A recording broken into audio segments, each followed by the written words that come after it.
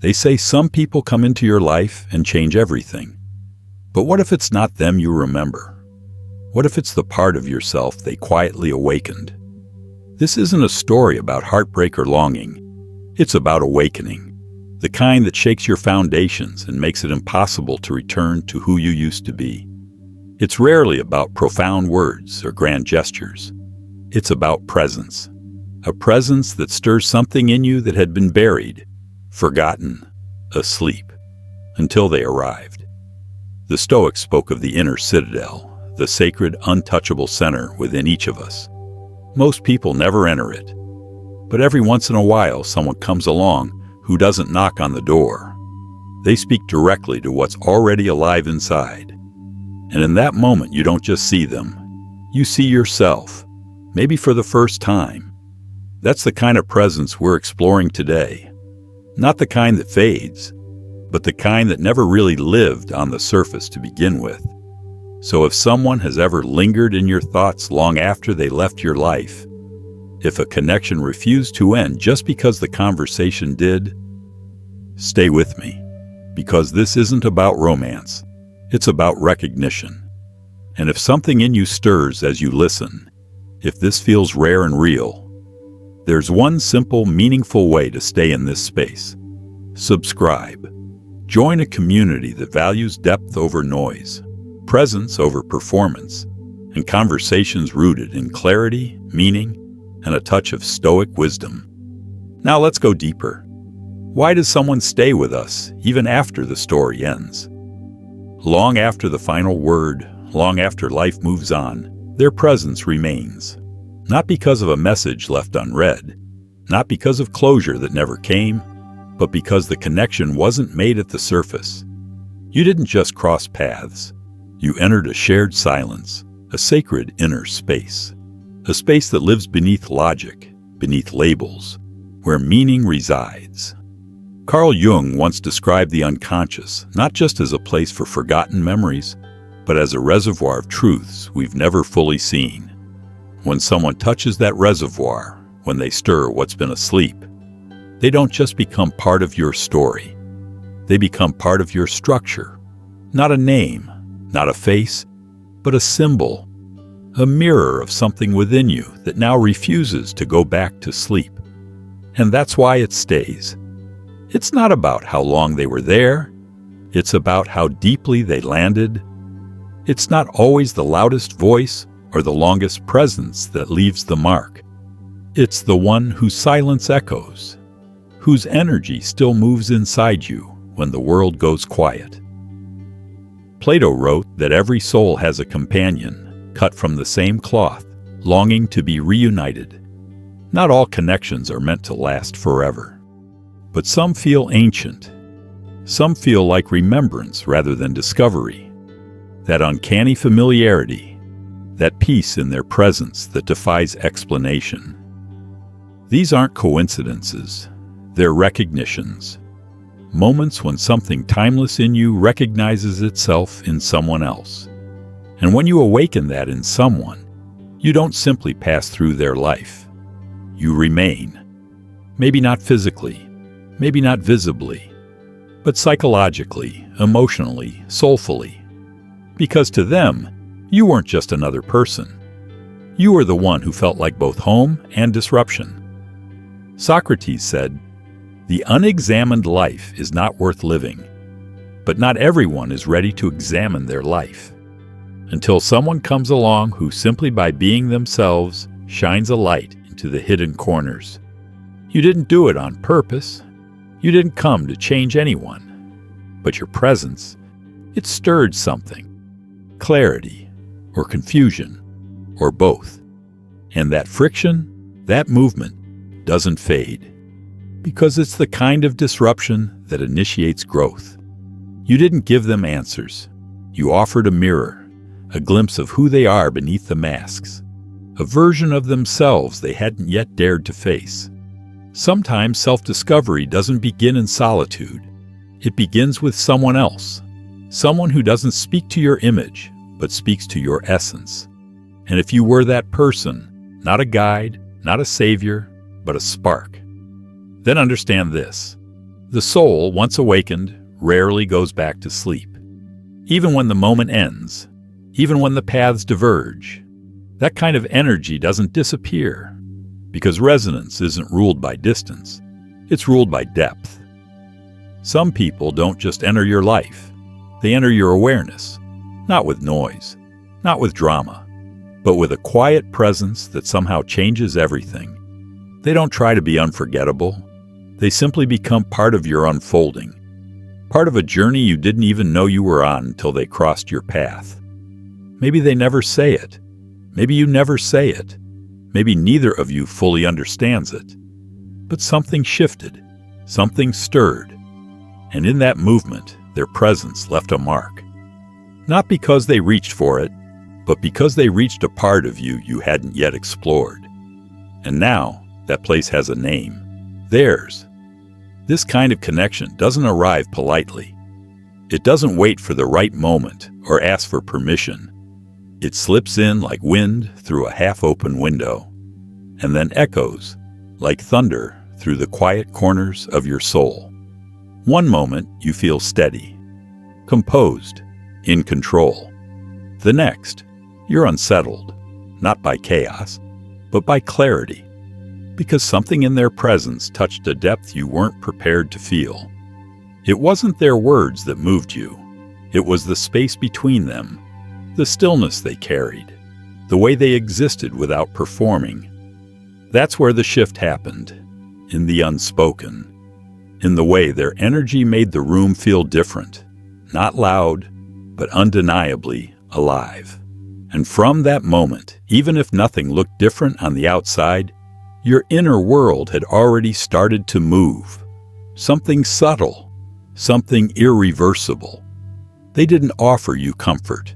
They offered you a mirror, and not the kind that reflects who you pretend to be.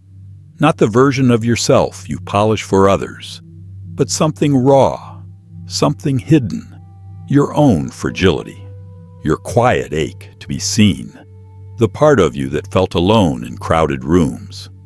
Carl Jung once said, "People will do anything, no matter how absurd, to avoid facing their own soul." And that's why their presence felt so disruptive.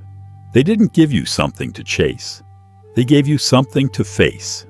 And for someone used to running, that kind of stillness can feel like a storm. Not because it hurts, but because it tells the truth. You may not have even recognized it in the moment. The impact of a real presence isn't always immediate. It seeps in slowly, like water sinking into dry ground. And suddenly, the things that once satisfied you don't. The conversations that once entertained you feel empty. The roles you used to play feel like costumes. Because now, you've seen something deeper, and they were the one who held the lens. Plato once said, "The soul remembers truth. It doesn't learn it, it remembers." That's what their presence did. It reminded you, not of them necessarily, but of you. The version of you that existed before the masks, before the noise, before the armor. That memory is what lingers. That feeling is what won't let you rest. They didn't wake you with intensity. They didn't push or pull. They simply were. And in that stillness, you were confronted with your own emptiness. Not as a judgment, but as an invitation to slow down, to look inward, to return. Aristotle believed that knowing yourself is the beginning of all wisdom, but very few are brave enough to begin until someone unknowingly offers the first piece of the puzzle. That's why their presence stayed. That's why you couldn't forget. Because it wasn't just emotional, it was transformational. And the soul does not forget the things that awaken it. It doesn't care if it's inconvenient, illogical, or impossible to explain. It remembers. It holds on. To people, to moments, to energies that cracked it open, even just a little. They didn't rearrange your world with their hands. They shifted it with their essence. Not through intensity, but through depth. Not with promises, but with reflection. And once someone sees who they are in your presence, it becomes nearly impossible to return to who they were, even if they try to forget, even if they pretend it didn't matter. Something changed, and deep down, they know it, because in your presence, they didn't feel like they had to explain themselves. They just were, and that kind of safety, that kind of recognition, stays, quietly, persistently, because once you've been seen, truly seen, it's hard to become invisible again. And once someone has seen themselves through you, it's even harder to pretend it didn't happen. They might try. They might reason it away. They might speak with confidence, trying to reduce it to a passing feeling, something imagined, something misread. But the soul isn't moved by logic. It's moved by truth. And once truth has been touched, it can't be untouched. You didn't complete them. That's the mistake people often make, thinking connection is about filling a void. What really happened is this: you revealed the void. Not to fix it, not to fill it, but to name it. And that's why you mattered. Because in you, they remembered. You didn't just remind them of something they were missing. You revealed the outline of a part of themselves they'd been avoiding. Not a person, not a relationship, but a piece of their being, a piece they had spent years distracting themselves from. And here's the paradox. That kind of realization doesn't always bring people closer. Sometimes it pushes them away. Because real truth, the kind that doesn't flatter the ego, the kind that demands change, isn't gentle. It shakes things. And not everyone is ready to be shaken, especially those who've built stable lives on top of silent fears, unspoken stories, and well-rehearsed roles. When you enter with calm presence and stir their stillness, the first response isn't always gratitude. Often, it's retreat. When someone runs after feeling something deep with you, they're not running from you. They're running from the mirror you held up, from the sudden awareness that maybe they're not as whole as they thought, not as composed, not as finished. You didn't create that gap. You simply revealed it. And that revelation lingers, not as an obsession, but as a quiet voice, whispering in moments that used to feel certain. Now even peace feels different, because something has shifted, something has been dislodged. And while they may try to return to the familiar, the soul doesn't function like a light switch. It doesn't forget what woke it up. It doesn't stop yearning just because the mind isn't ready. And here's what it yearns for. Not necessarily you, but the state you awakened, the clarity, the ache, the truth.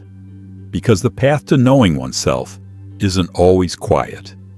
Sometimes it begins in crisis, in contradiction, in the sudden presence of someone who disrupts everything they thought they had figured out. That's what you were, not an answer, a question, and the questions that matter most. They're rarely comfortable to sit with, so they may silence you, distance themselves, avoid your name, your voice, your presence, even in memory. But avoidance is not healing. It's only delay, because eventually the soul circles back to what stirred it. It always does. If they disappeared, if they pulled away, if they made you feel like your depth was too much, it wasn't. It was exactly what their soul needed. But the soul and the mind are rarely on the same schedule, and that's not yours to fix. That's their journey. Maybe one day they'll return, not for closure, not to rewind, but because they finally arrived at the place where they can face what they saw in you, and more importantly, what they saw in themselves because of you. Socrates said, "The unexamined life is not worth living, but examination takes courage." Most people won't begin until something or someone makes avoidance impossible. That someone may have been you, and a presence like that doesn't vanish with time or distance. It lives quietly in the background, shaping them from the inside out.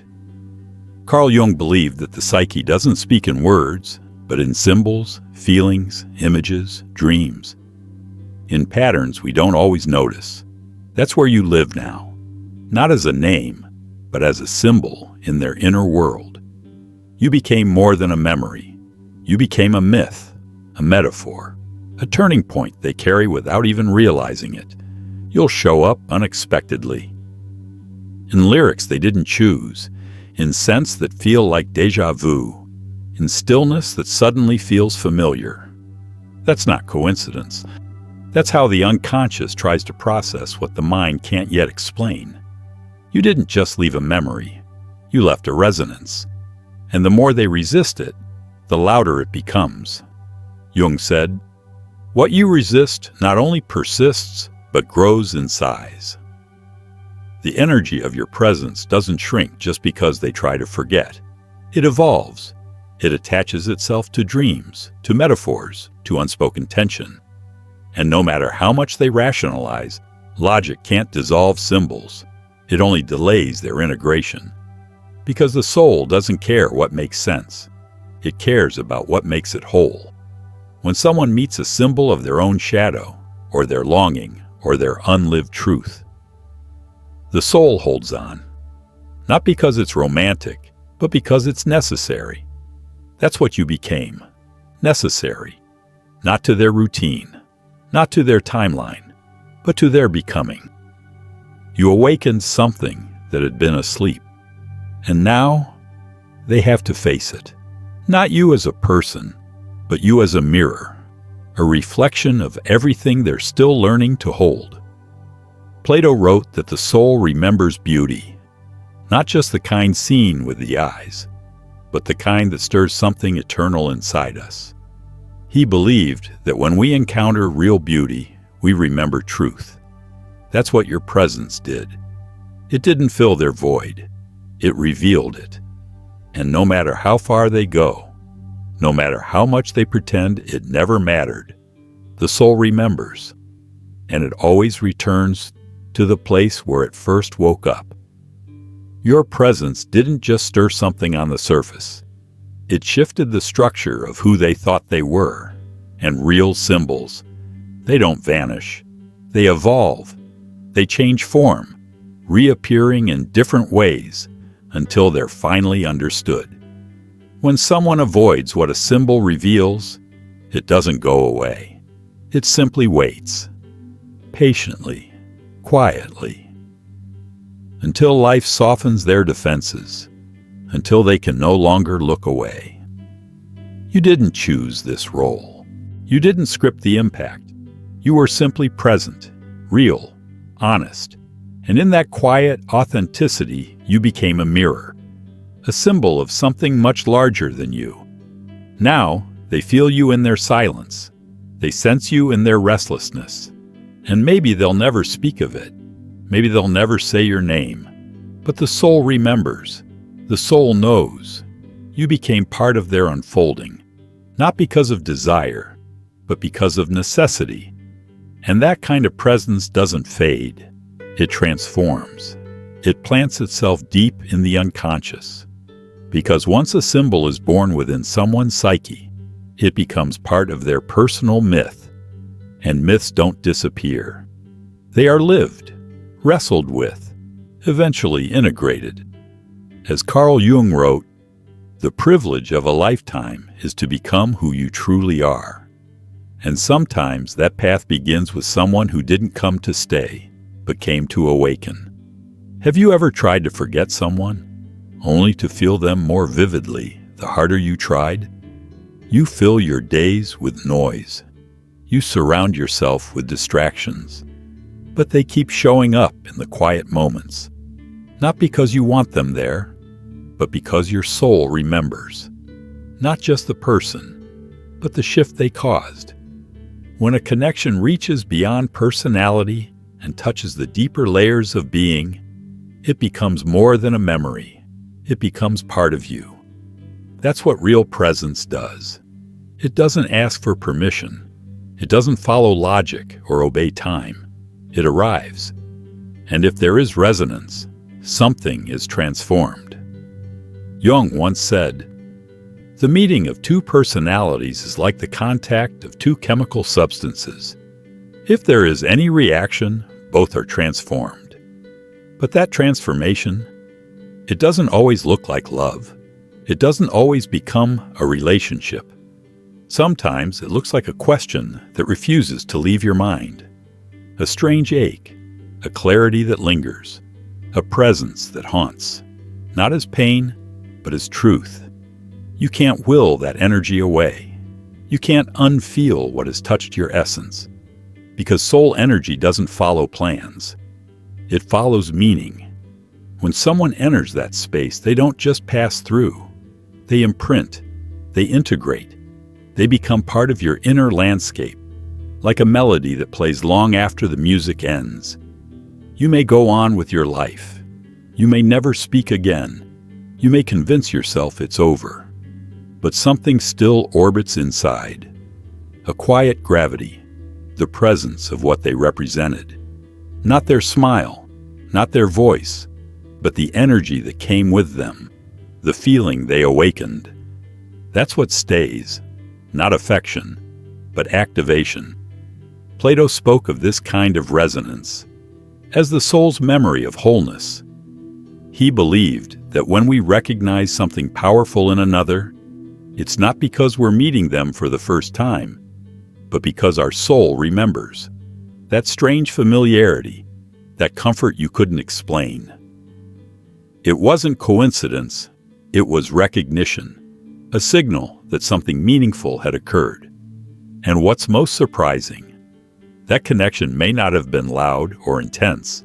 It may not have had fireworks or long conversations.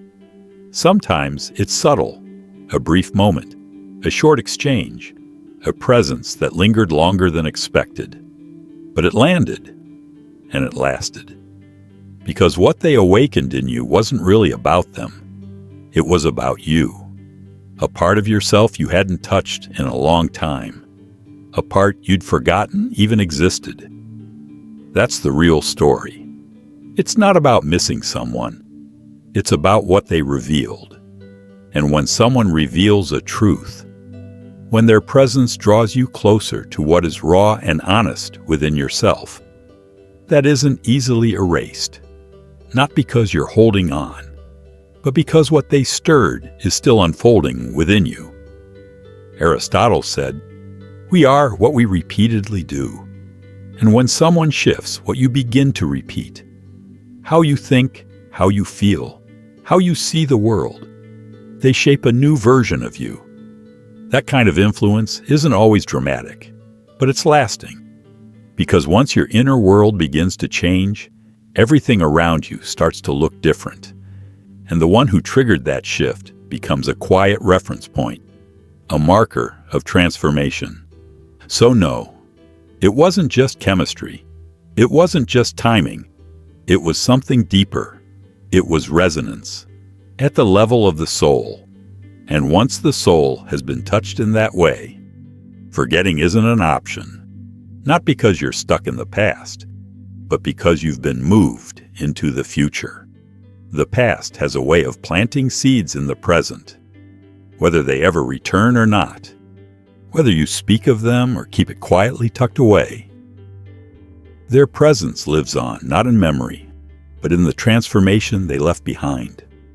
Sometimes they come back, not for love, not to rekindle what once was, but because a part of them never fully left you. It's not always affection they're chasing. It's clarity, not about you, but about themselves. Because your presence didn't just stir feelings, it stirred awareness. And awareness never sits still. There are moments in life when we meet someone, and without realizing it, they become a mirror. Not of who we are now, but of who we could become if we stopped running from ourselves. You didn't just make them feel seen. You made them feel exposed, not with intensity, but with a quiet kind of truth that lingers. Carl Jung once said, "The most terrifying thing is to accept oneself completely." But maybe in your presence, they caught a glimpse of what that acceptance looks like. Not perfection, but honesty. A rare kind of emotional nakedness they weren't used to feeling.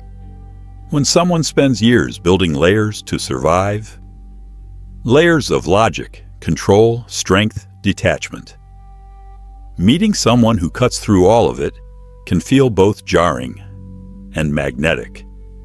They may have walked away. They may have closed the door before they fully understood why they opened it. But distance doesn't always mean detachment. Sometimes stepping away is the only way they know how to process what you stirred. Because what you awakened wasn't light. It was something buried, something that had been waiting. Plato believed that learning is remembering, that the soul already knows, and we simply awaken what was forgotten. That's what your presence did. You didn't teach them something new. You helped them remember something real. A deeper layer of themselves they'd lost access to. And now that memory echoes, not always with joy, sometimes with discomfort, but it echoes. So if they return, it won't always come with the words you expected. It may not sound like apologies or closure. It may arrive as hesitation, a quiet message, a subtle check-in. They're not always asking for you. They're asking if the mirror is still there, if the part of themselves you revealed is still within reach. But here's the truth. Whether you let them back in or not, your role is already complete. You were the spark, the disruption, the invitation to go deeper. The moment their understanding of themselves cracked, just enough to let something new in. That kind of impact doesn't require a relationship. It fulfilled its purpose the moment it woke something up. Aristotle once said, "The energy of the mind is the essence of life." And sometimes your energy, just your presence, is enough to wake something. Their mind had kept locked away. You didn't push. You didn't try to change them. You simply showed up as you were. And that was enough to shift their inner world. Now they carry the weight of what they felt, and the quiet truth that they can't unfeel it. They may never find words for it, but it'll show up in how they move through new connections, in what they begin to seek, in what they stop tolerating. Because once someone has felt a connection that cuts to the soul, surface level won't satisfy anymore. Whether they return or not, one thing is certain. You left them better than you found them, not because you saved them, but because you reminded them there was something inside worth saving, something raw, something honest, something real. Some connections don't come to stay. They come to awaken. And once they do, nothing within us stays the same. If something in this stirred you, trust that. Let it unfold. Let it lead you deeper. There's another message waiting for you now. You'll see it on the screen. And I believe your soul is ready for it. Take your time, but don't ignore the pull. Thank you for being here. Thank you for being part of Stoic Mindset Mastery. We'll meet again when the moment calls for it.